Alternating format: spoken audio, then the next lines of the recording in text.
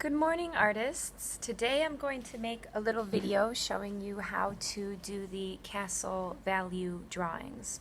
So if you look on Seesaw today, you will see you have an activity posted. So you can open up that PowerPoint, okay, and you can click through and you can read about the assignment. So your assignment today is to create a castle that uses a variety of geometric shapes and shows a range of value. Range of value meaning areas that are dark and areas that are light. Geometric shapes that you might use might be diamonds, triangles, squares, rectangles, trapezoids, or the cylinder. So you're going to shade your castle with pencil. I'll teach you how to draw brick-like textures and how to add details. Okay. So there are lots of images in here to help you get started. So you can make your castle any way that you like. You can combine elements from the different images that you see here on Seesaw, but the key and the goal is that you show shading in your castle. We're really working on value and creating a sense of depth in our artwork by shading. So I'm going to show you a few things here behind me on paper today.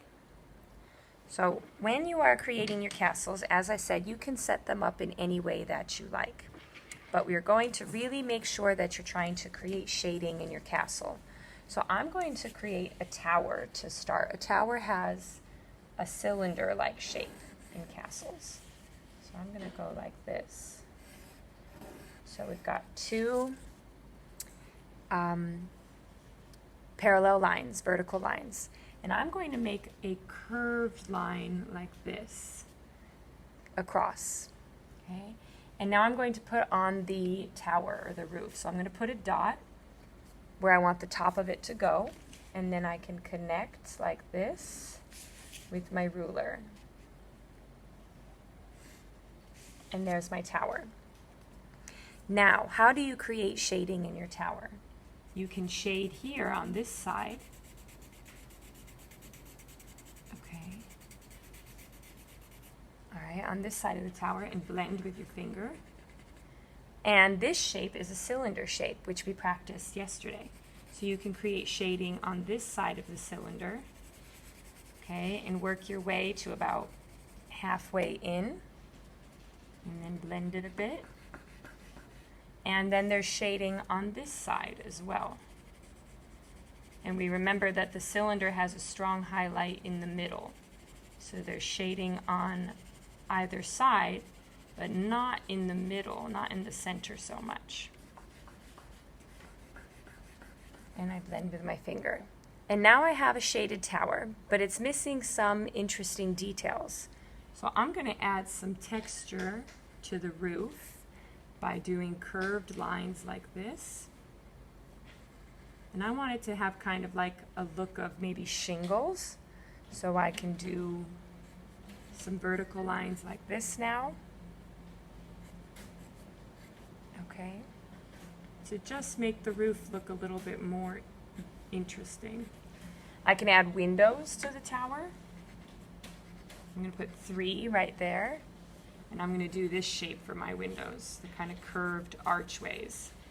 Castles have a lot of arches in them, like that. And then I'm going to shade in the windows. So I'm going to color them in nice and dark with my pencil. Okay. And make them a dark value. Okay. And now I have a well-shaded tower. Another thing castles have are walls to protect them from people who might want to invade or people who are like other armies that might be coming to take lands. So you would have a wall around your castle. So I'm going to go ahead and put that in like this. Okay, this is going to be my wall. Okay, and then on top of my wall, there's something called battlements. And battlements were this defensive feature on castles that would allow archers to stand on the wall and have some protection, and also be able to fire their arrows out from that wall. So they looked something like this. So it's kind of like a rectangle, and then it goes over and back up. And the archers would stand right here, right there, in between the battlements, so they could fire their arrows out at people. And then they could also hide behind the wall if they needed to. So I'm going to put in this battlement like that.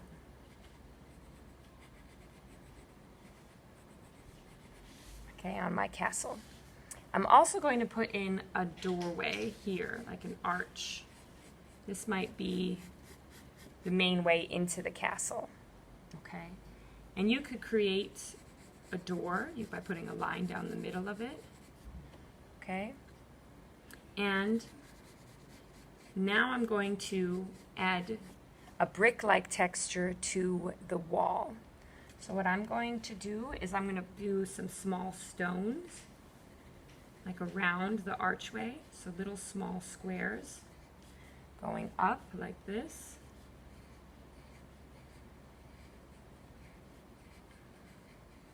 Okay, fun little details.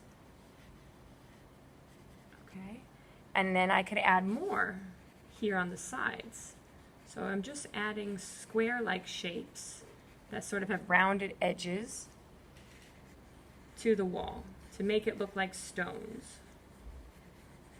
Okay, and I can put in some smaller ones here. Okay, I can shade them a little bit. I'm creating the texture of stone on the wall. Okay, and you see how I shade a little bit on the sides of them, just to give them a kind of a weathered look. Okay, it's just repeating squares. So that's how you could do a wall. You could also do bricks. So here I'm going to put in another tower.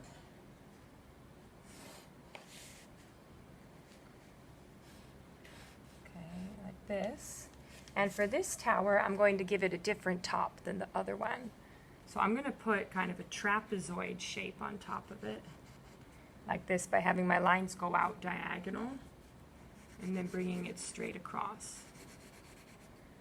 Okay, so I gave it a different shape on top, and then I'm going to add maybe another little piece up here.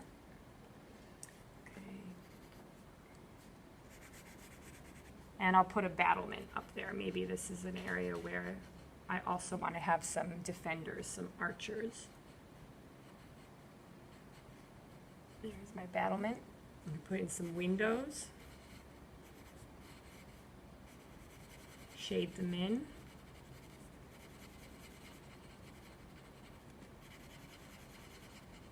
Like that. All right. Now I'm going to do a brick-like texture on this tower.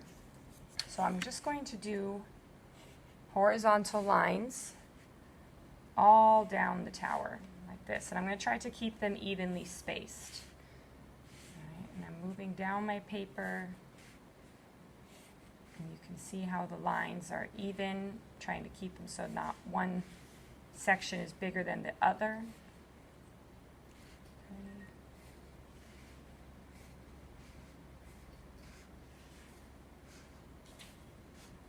Okay, and now I'm going to put in the bricks.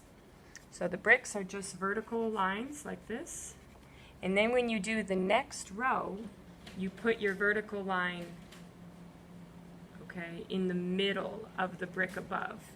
So you can see this brick here, okay, and then this line goes right in the middle. This one goes in the middle of that brick. Okay, that's how you do it. You want to stagger the vertical lines so that they're not, you know, like you wouldn't want to do this. Okay, that would mean that it wouldn't look like bricks if you did that. Okay, you want the vertical lines to be staggered. Okay, and then you can do a little bit of shading on your bricks as well if you want. Okay, just a little bit of shading, okay, to kind of give them a weathered look. Blend it a little bit on the wall. All right, so that's how you can do shading for the bricks, for the stones. You can do interesting things with the windows. Okay, you can do as many towers as you want on your castle. You could add details like dragons or an invading army. You could draw the king and the queen somewhere. You could also do bricks like this, okay, where if you don't want to do bricks on the whole entire wall, you can just do a few little ones. Okay, see how I'm staggering them? Okay, just adding some stones to the wall. Okay.